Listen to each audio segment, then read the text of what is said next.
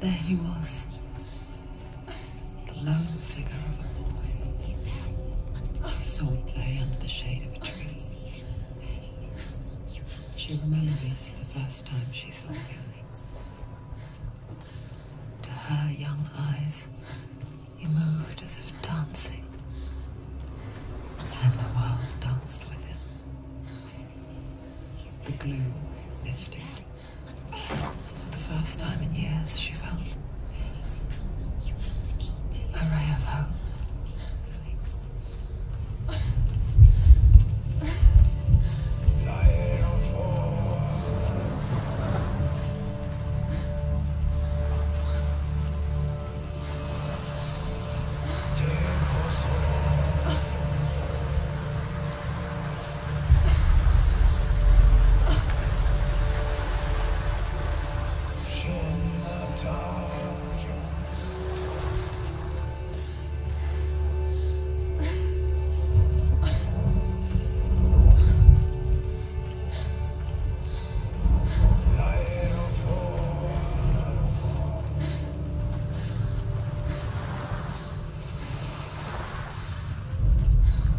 The Northmen tell of a great hero. His name is Sigmund. His father's hall was built around a great tree, and one day, Odin comes and thrusts a sword into the tree, a gift to whomever can release it. Many try, but the sword only comes out at Sigmund's touch. His brother-in-law, King Siggeir, wants it, but Sigmund refuses him, so King Siggeir plots revenge. He invites Sigmund and his brothers to a feast, but when they arrive, they are met with an army, not a warm welcome. King Siggeir captures Sigmund and his brothers, steals his coveted sword, and readies them for execution.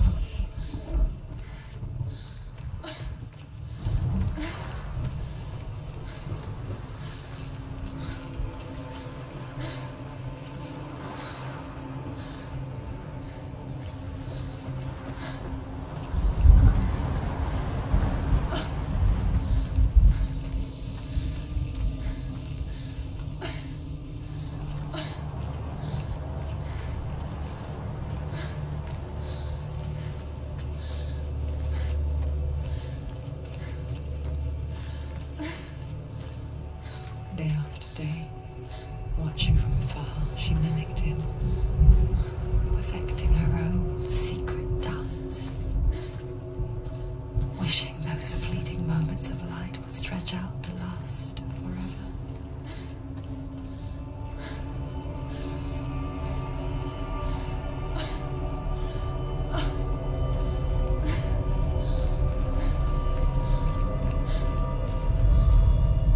Death for Sigmund and his brothers seems certain.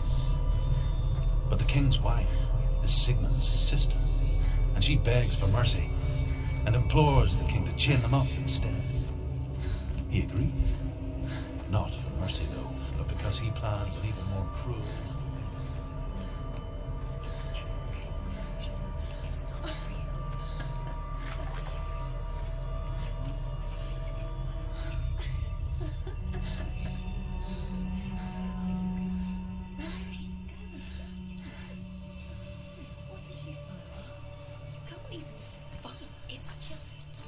How does he so effortlessly court the world and bliss? If only she could do the same. See the world through eyes anew and dance with it, just like he does.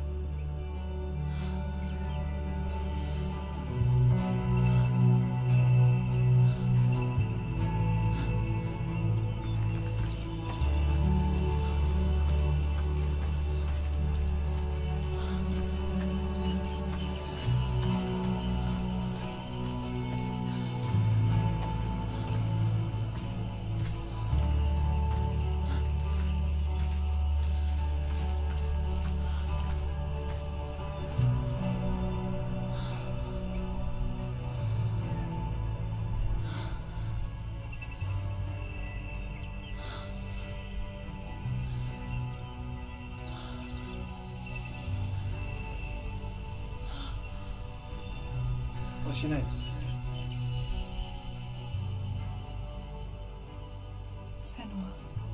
haven't seen you before.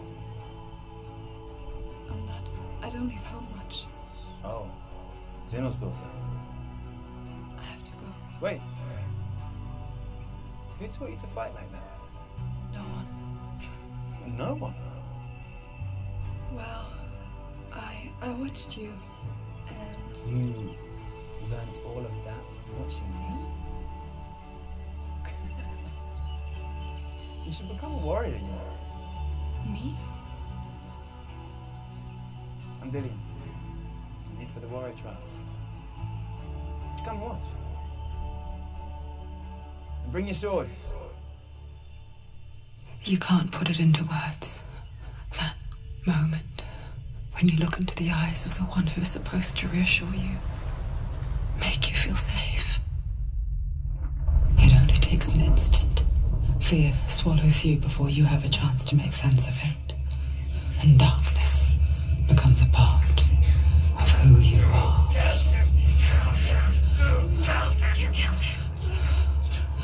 But her world changed the day the Northmen took him from her.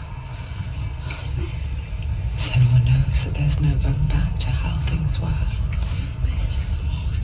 That there's nothing to go back to at all. Stay still, stay quiet, hide, don't tell her. Their gods can see into your mind.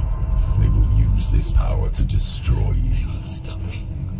I can still feel him. Whatever's left of him, they will never let him go. I'm not gonna let him rot here. You're the one rotting here. Leave me alone. You will die here. No. And all your suffering will have been for nothing. Shut up!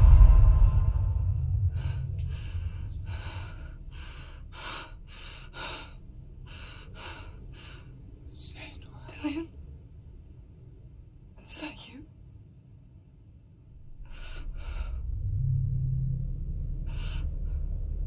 I'll find you, my love. I promise.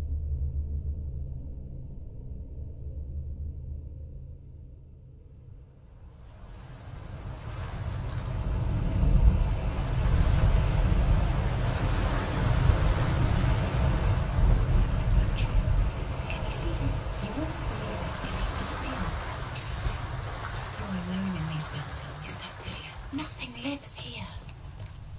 You won't survive. You meant a tree. She meant a tree. Maybe it's a sign, the tree.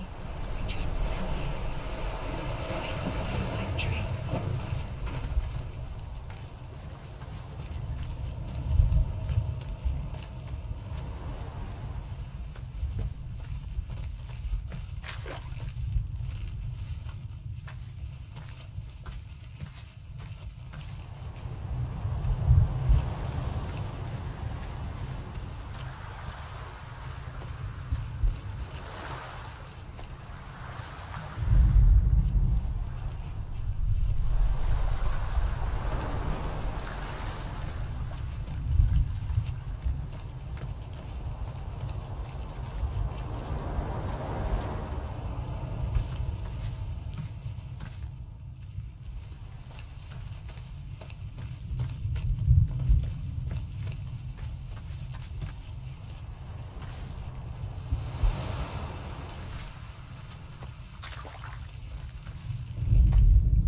As the she-wolf licks the sweet honey from Sigmund's face, he bites the wolf's tongue.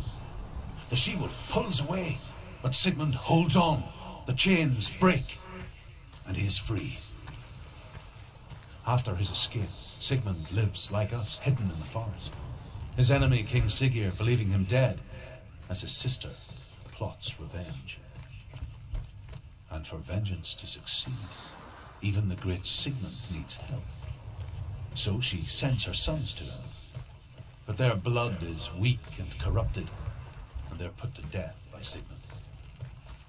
So his sister hatches a new plan, one that is cold of heart and pure of blood.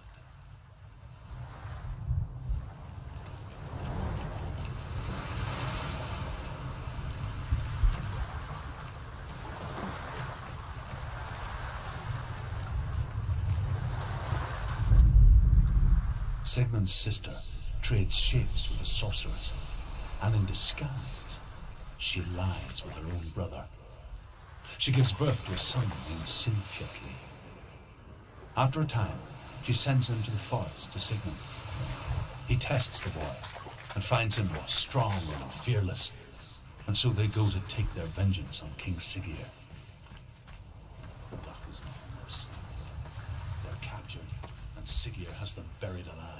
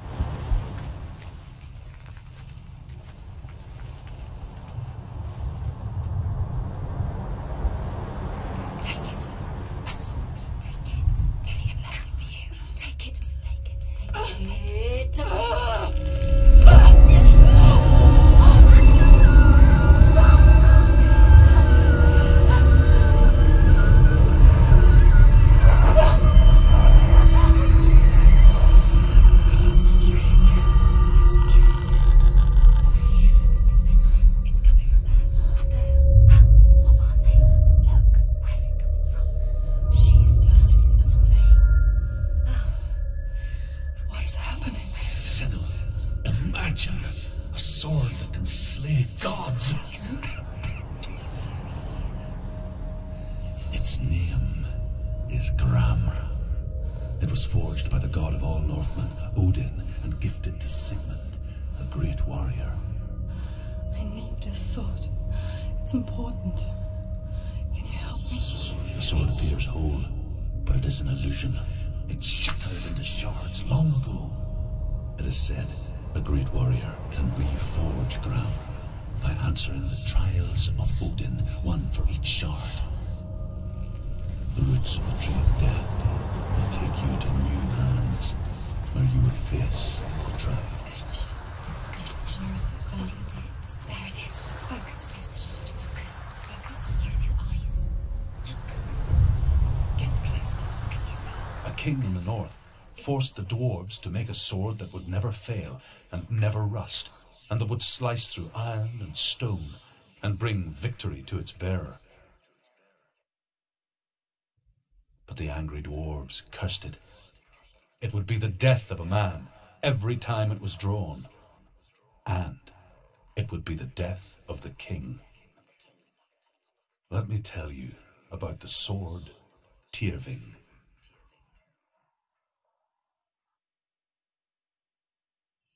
I don't recognize this place. Where are we? Where is she? It feels wrong. Where are we now? Burial mound.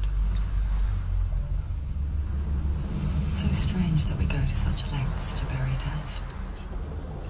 Something so very ordinary, inevitable. It's as if we conspire to hide death, because we have no answer for it. But when it comes and forces itself onto our friends or loved ones, then comes the reckoning. Senua, you remind me of a story that the Northmen tell about a young woman warrior. Her name is Hervor, the daughter of a berserker born after he was killed. She's a wild, willful child who teaches herself to fight with weapons. When she learns where her father is buried, her only desire is to reclaim the treasure buried with him, but above all, the sword Tyrving.